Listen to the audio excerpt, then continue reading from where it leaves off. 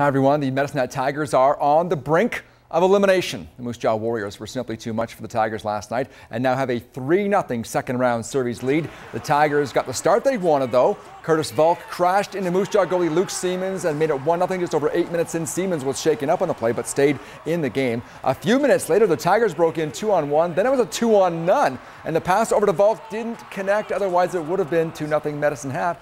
The Warriors thought they tied it up here though as Cody Beach pounced on the rebound in front, but he only crossed the goal line himself, not the puck, so no goal. Second period, the Warriors did even things up on this rush. Quentin Howden, the shot, Braden Point buried the rebound, the 16-year-old making it 1-all. Warriors then took the lead here. Dylan McElrath ragged the puck around the net, passed out front to defense partner Kendall McFall, and it was 2-1. Moose Jaw now. Third period, Warriors forechecking, and they came up with the puck behind the goal line. Pass out front for Eric Arnold. That's his 6th of the postseason.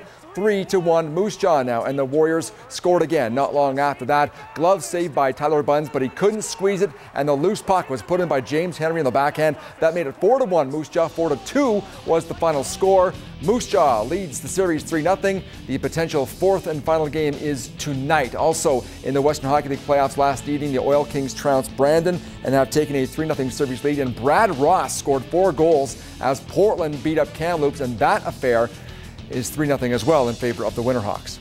The Brooks Bandits got back to their winning ways last night up in Fort McMurray. They won Game 4 3-2, led by Matt Wilkins, who had a goal and an assist. The series is now tied at 2. Game 5 is tomorrow in Brooks at the Centennial Regional Arena. The Bandits were outshot 39-24 in Game number 4.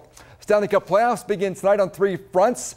Pittsburgh hosts Philly in just a few minutes' time on TSN. That series is shaping up to be the one to watch. In the first round, Detroit is in Nashville and the Canucks host the Kings later this evening. Tomorrow, Ottawa is in New York to face the Rangers, and a 21-foot, 6,600-pound Stanley Cup appeared in New York's Times Square today to celebrate the start of the playoffs. The replica will serve as a water fountain, allowing fans to drink from the cup and participate in a long-standing Stanley Cup tradition.